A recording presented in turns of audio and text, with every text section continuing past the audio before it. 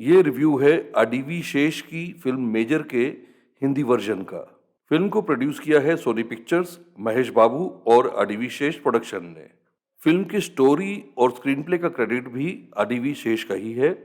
Film को direct किया है साशी किरण टिक्का ने और ये फिल्म इंस्पायर्ड है मेजर संदीप उन्नीकृष्णन की लाइफ से। ऑब्वियसली सबसे पहले जो नाम दिमाग में आता है वो आता है शेरशाह का, जो कैप्टन विक्रम बत्रा की लाइफ पे बेस्ड थी। शेरशाह के रिलीज से पहले मुझे ऐसा लग रहा था कि हमने इतनी वॉर फिल्म्स देख लिए हैं, इतना समय निकल गया है, अब ये इस फिल्म में और हमें क्या नया दिखा पाएंगे या किस तरह से ऑडियंस का इंटरेस्ट होल्ड करेंगे। लेकिन शेरशाह ने मुझे सरप्राइज किया और मेजर ने कुछ हद तक डिसअपॉइंट। मुझे पता है मुझे इस रिव्यू के लिए काफ़ी बैकलैश मिलने वाला है, लेकिन मैंने जैसा फील किया इस फिल्म को देख के वो मैं आपके साथ शेयर करूंगा इस रिव्यू में। मुझे ये फिल्म हाईली ड्रामेटाइज्ड और कोरियोग्राफ लगी। उसमें कुछ गलत नहीं है, ये मेरी पर्सनल ओपिनियन है। मुझे फिल्म थोड़ी ओवर द टॉप लगी और यहाँ मेरा फिल्म के साथ डिस्कनेक्शन हो गया और ये सिर्फ बोलकर मैं निकल नहीं सकता, इसलिए मैं आपको ये एग्जाम्पल के साथ बताऊंगा। फिल्म में मेजर संदीप एनएसजी के ट्रेनिंग सेंटर में ट्रेनिंग ऑफिसर है। 26/11 का अटैक होता है और एनएसजी को कॉल किया जाता है। यहाँ हमें पता चलता है कि ट्रेनिंग ऑफिसर्स को इस तरह के ऑपरेशन पर लेकर नहीं जाया जाता, क्योंकि जो आने वाले ऑफिसर्स हैं उनको इन ऑफिसर्स को ट्रेन करना है, ये इनकी मेजर रिस्पॉन्सिबिलिटी है, इसलिए इन्हें हम लूज नहीं कर सकते। लेकिन 26/11 का जो अटैक था वो इस देश की हिस्ट्री में एक बार पहली बार इस तरह का, इस पैमाने का इतना बड़ा टेररिस्ट अटैक हो रहा था, इसलिए मेजर वॉलंटियर करते हैं कि वो भी अपनी टीम के साथ जाएंगे। यहाँ तक सब ठीक है। अब ताजमहल होटल के बाहर मीडिया खड़ी है और वो पल पल की जो खबर है वो टेलीकास्ट कर रही है, तो एनएसजी को मोबिलाइज किया जाता है। अब यहाँ पर कुछ क्रॉस कटिंग शॉट्स हैं।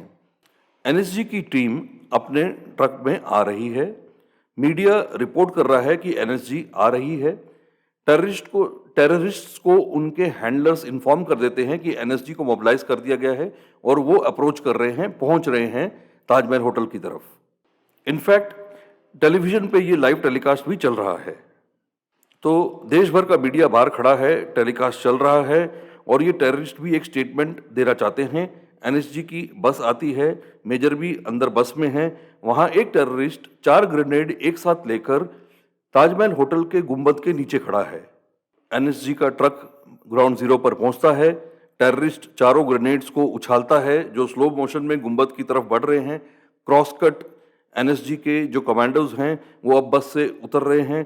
क्रॉस कट, ग्रेनेड्स हवा में गुंबद की तरफ बढ़ते जा रहे हैं स्लो मोशन में। कट, मेजर जो हैं अब भी बस के अंदर बैठे हुए हैं और वो कुछ सोच रहे हैं। कट, अब ये ग्रेनेड जाकर गुंबद के पास फटते हैं, ब्लास्ट होता है और गुंबद उड़ता है और तब मेजर बस से नीचे उतरते हैं और साथ में बैकग्राउंड में उस तरह का एंट्री का म्यूजिक भी है।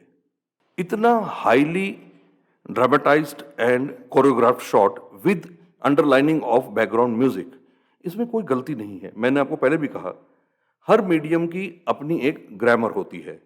फिल्म मेकिंग में हम उसे शॉट्स, सीन्स और सीक्वेंसेस कहते हैं।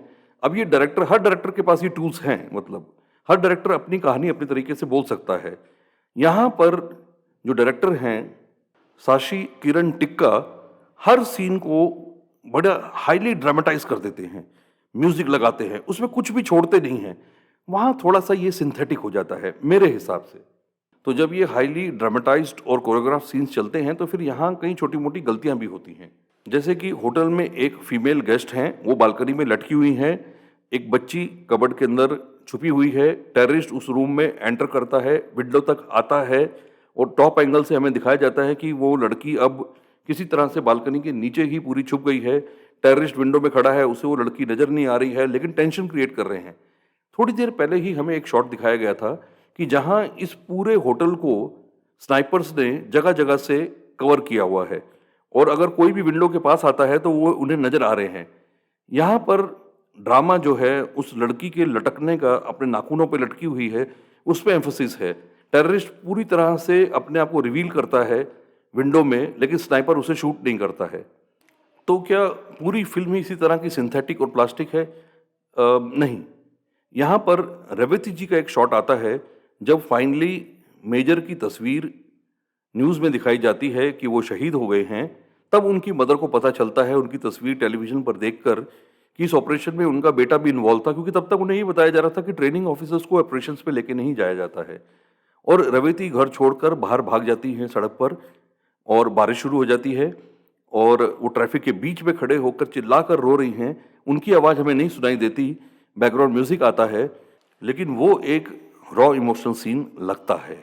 उनका दर्द नज़र आता है। रेवती जी ने बहुत अच्छी एक्टिंग की है वहाँ पर। तो जिस तरह से डायरेक्टर ने अपने एक्टर्स को डायरेक्शन दिए हैं, प्रकाश राज जी भी काफ़ी एम्फसाइज़ कर रहे हैं, एकदम वीर रस की डायलॉग बोल रहे हैं। हर डायरेक्टर का अपना तरीका है कहानी कहने का। ये डायरेक्टर उसे हाईली ड्रामेटाइज़ तरीके से कहना चाहते थे। फुली अलाउड है, कोई सही या गलत नहीं है यहाँ पे। It depends how the audience sees it. Documentary भी नहीं है, अपनी जगह पर वो भी सही है, लेकिन मुझे ये थोड़ा ओवर द टॉप लगा और यहाँ पर मेरा फ़िल्म के साथ डिस्कनेक्शन आया। अगर आप मेरी बात से सहमत नहीं हैं और आपको लगता है कि जो मैंने एग्ज़ाम्पल दिया वो जस्टिफ़ाई नहीं होता है, तो नीचे कमेंट सेक्शन में ज़रूर मुझे अपनी ओपिनियन बताएँ और इस रिव्यू के बारे में भी आपकी जो ओपिनियन है वो मैं सुनना चाहूँगा। बेसिकली मैं ये कहना चाहता हूँ कि मुझे इस बायोपिक में और किसी हाईली स्टाइलाइज़्ड एक्शन थ्रिलर में कोई ज़्यादा फ़र्क नज़र नहीं आया।